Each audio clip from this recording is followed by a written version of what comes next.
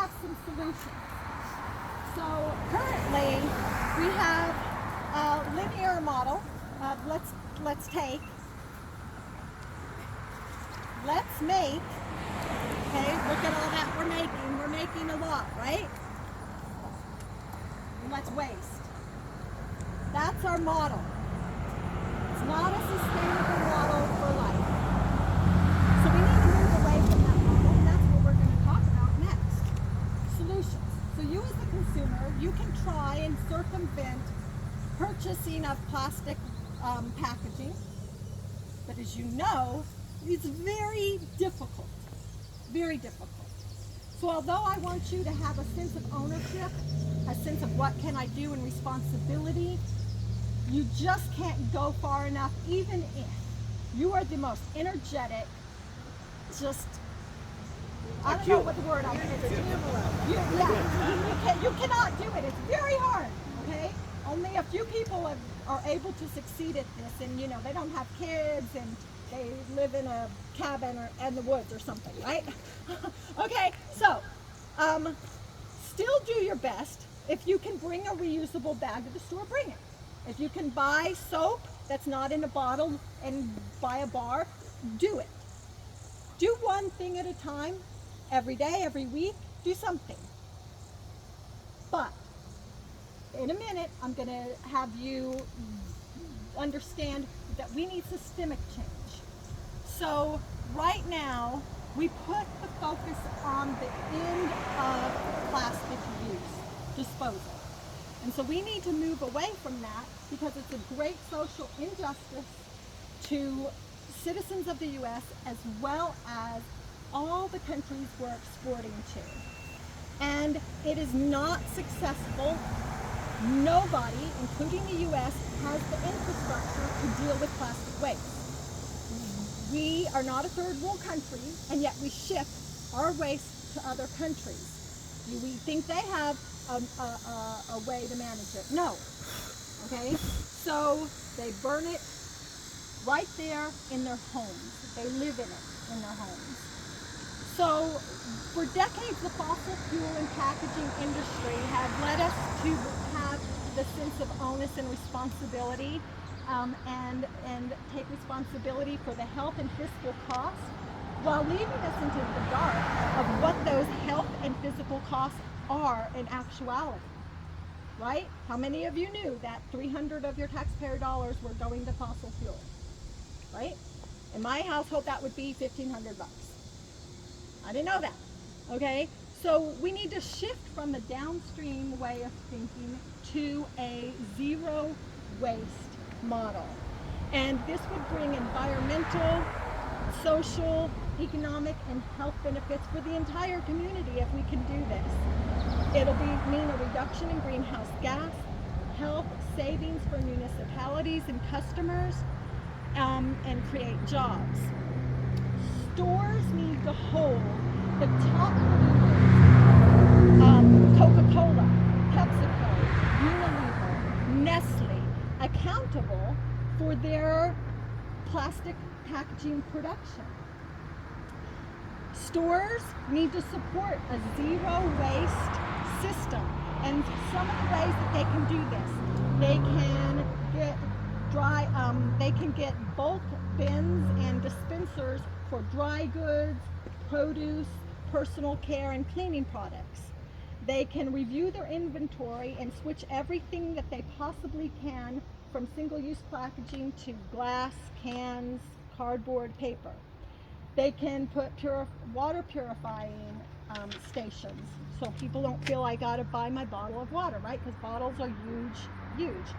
They can cease the sale of selling plastic bottles of water and drinks.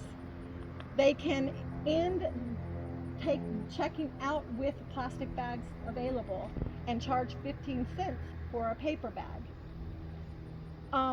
Yes, is it cost more in greenhouse gas and destroy our forests for that paper bag? Yes.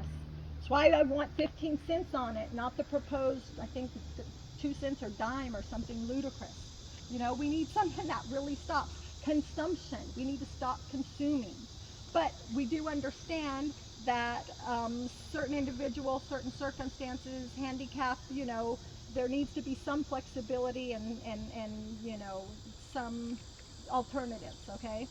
Then we need to support bills. So at the state level, we need to support package-free bills.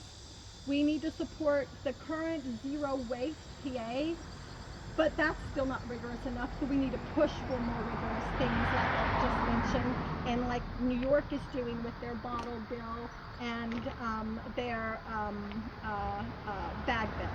At the federal level, we need to support, push our legislators to support the Break Free from Plastic Pollution Act. In the House, there are currently 3 bills that we can support. All this is in your resource toolkit, okay? So you don't got to remember anything. And I'm even in there telling you how to get in touch with your legislators and who they are. So you just hit a button and just type your quick message or do a quick call. But you need to ask them to support the Recycling and Compost Accountability Act, the Recycling Infrastructure and Accessibility Act, the Climate Leadership Environmental Action for Our Nation Act, and our Clean Future Act. Now, as we talked about all the chemicals, one bill that's in there that we really need to push, and Move Past Plastic just had a campaign over the last few months for this, is the per and polyfluoroalkyl substances, otherwise known as PFAS. So they have an act for that called Keep Food Containers Safe from PFAS Act. So when you go out to restaurants, when you get that bag of popcorn, all of these plastic packaging have PFAS in them. Extremely toxic chemical that bioaccumulates, and it's in our drinking water. Okay? Carlisle just tested their drinking water and found it at higher levels than it should be. All right?